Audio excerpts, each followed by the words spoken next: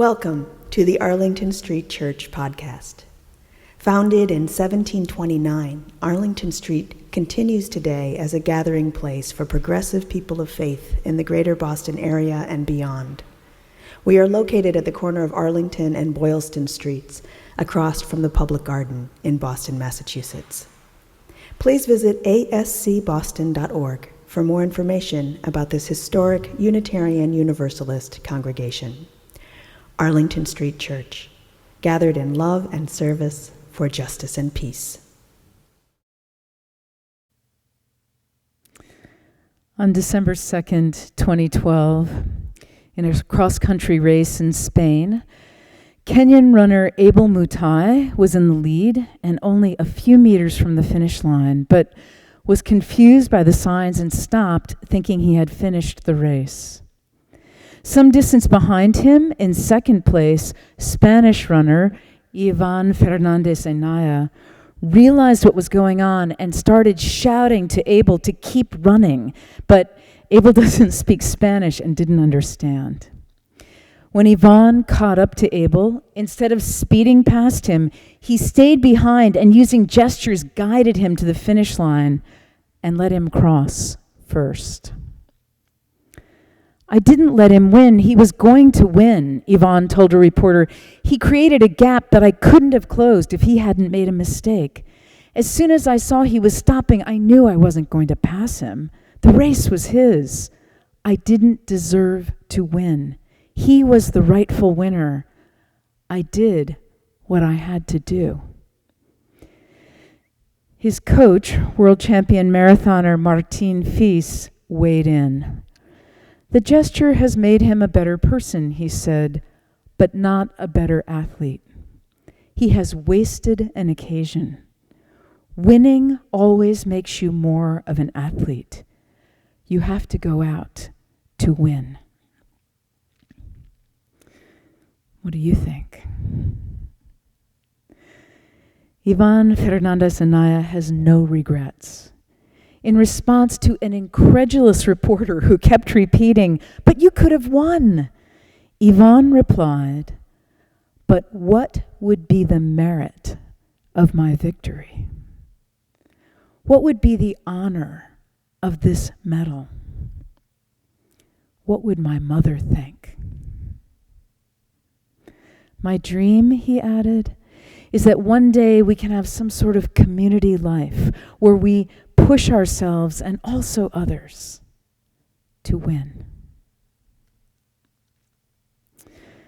Perhaps like many of you, I was taught that when questioning whether or not I should say or do what I was about to say or do, a good rule of thumb would be to consider whether I would feel proud about it appearing on the front page of a major newspaper. I suppose that's one way to weigh our behavior. Shame does have its purposes. I'm also partial to the directive, when in doubt, don't. But I invite us to aspire to Ivan's litmus test. He spoke of merit, honor, and his mother's opinion. In other words, doing the right thing according to the dictates of our moral compass. One of my all-time favorite pieces of writing is Joan Didion's On Self-Respect. I commend you to it. Here are my two favorite paragraphs. Joan Didion. Although to be driven back upon ourselves is an uneasy affair at best, rather like trying to cross a border with borrowed credentials, it seems to me now the one condition necessary to the beginnings of real self-respect. Most of our platitudes notwithstanding, self-deception remains the most difficult deception. The charms that work on others count for nothing in that devastatingly well-lit back alley where one keeps assignations with oneself. No winning smiles will do here, no prettily drawn lists of good intentions. With the desperate agility of a crooked dealer, one shuffles flashily, but in vain through one's marked cards. The kindness done for the wrong reasons. The apparent triumph which had involved no real effort. The seemingly heroic act into which one had been shamed. The dismal fact is that self-respect has nothing to do with the approval of others, who are, after all, deceived easily enough. It has nothing to do with reputation, which, as Rhett Butler told Scarlett O'Hara, is something that people with courage can do without. To do without self-respect, on the other hand, is to be an unwilling audience of one to an interminable home movie that documents one's feelings and failings, both real and imagined, with fresh footage spliced in for each screening. There's the glass you broke in anger. There's the hurt on X's face. Watch now, this next scene, the night Y came back from Houston. See how you muff this one. To live without self-respect is to lie awake some night beyond the reach of warm milk and phenobarbital, and the sleeping hand on the coverlet, counting up the sins of commission and omission, the trusts betrayed, the promises subtly broken, the gifts irrevocably wasted through sloth or cowardice or carelessness. However long we postpone it, we eventually lie down alone in that notoriously uncomfortable bed, the one we make ourselves.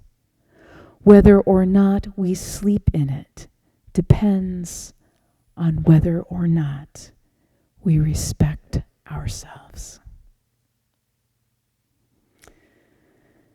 We choose to do the right thing, honoring our moral compass so we can live with ourselves, so we can be happy and peaceful and free. And we do the right thing, says Ivan Fernandez Anaya, for community, the greater good, the common wealth. Sometimes, perhaps even most of the time, doing the right thing is easy.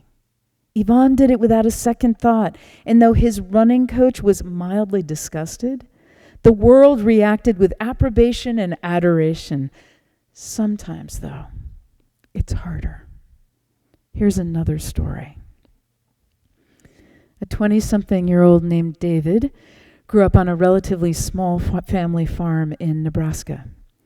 Generations before he was born, 80 acres had been lost to an unscrupulous family member. Somewhere along the way, David determined that somehow he was going to buy back that lost parcel and make the farm whole again. In 2011, he learned that it was coming up to be sold at auction. With 2 weeks to go, David needed to figure out how to secure an extraordinary amount of money. Even though I dreamed of getting back the land for as long as I could remember, he says, when the day came, I wasn't ready. But he knew he had to give it his very best. And after more than one sleepless night, he and his father headed to the auction house with their best number. Walking through the doors, their hearts sank. The place was packed. Over 200 farmers were in attendance, most of whom had much larger farms and far more resources. Nevertheless, when the auctioneer called for the first bid, David and his father looked at each other, and David put his hand in the air. The auctioneer nodded, and then he looked around for a second bid. A hush fell over the crowd. No one spoke. The auctioneer called for a break. When they reconvened, it happened again. Silence. 3 times the auctioneer called for a break. 3 times when the bidding resumed, the room remained still and silent. The 3rd time, you could have heard a pin drop. Time stretched out. The whole room held its breath. David's bid was the only bid, the winning bid. 200 farmers kept their hands down so the farm could be returned to its rightful owners. 200 farmers did the right thing. When David finished telling the story to Lori Gwilt of Good News Network, she asked him what he thought had happened. And without missing a beat, he answered, respect. There it is again. Community. Those of us who don't live in small towns may think no one will see us or hear us. No one will even know. But while considering how our actions will look on the front page of the newspaper and determining to honor our moral compass, we would do well to ask ourselves too how what we are doing helps to create or destroy community. In addition to asking how we will live with ourselves, let us ask how we will live with one another. We can ask this in our everyday lives, and we can and should ask this of ourselves as citizens of our country. This democracy we should never again take for granted. And so our choice to do the right thing is simple. Simple, if not easy. Beloved spiritual companions, let's close with English poet David Whyte's self-portrait. It doesn't interest me if there is one God or many gods. I want to know if you belong or feel abandoned. If you know despair or can see it in others. I want to know if you are prepared to live in the world with its harsh need to change you. If you can look back with firm eyes saying, this is where I stand. I want to know if you know how to melt into that fierce heat of living, falling toward the center of your longing. I want to know if you are willing to live day by day with the consequence of love and the bitter, unwanted passion of your sure defeat. I have been told in that fierce embrace, even the gods speak of God. Amen.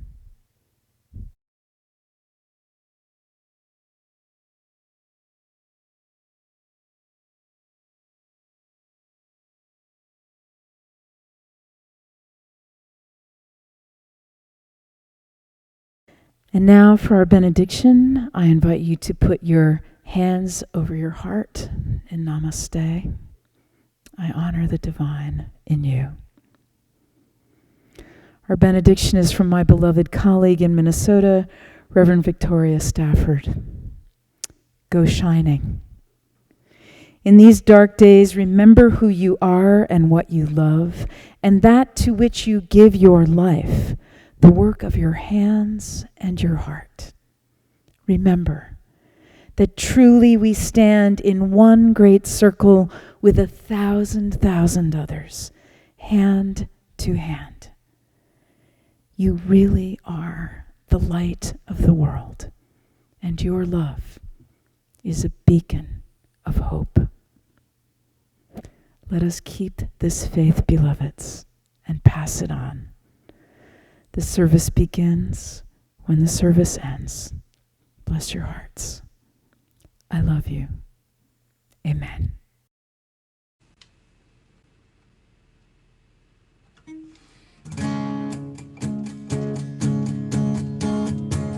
Where you go, I will go, beloved.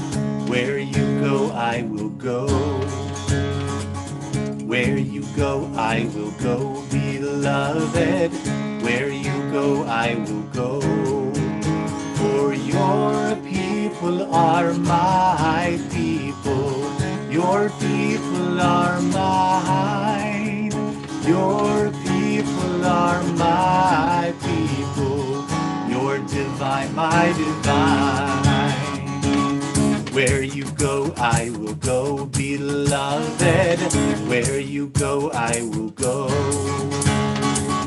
Where you go, I will go, beloved. Where you go, I will go.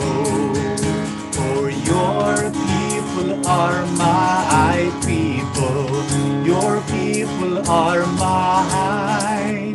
Your people are my people. Your divine, my divine.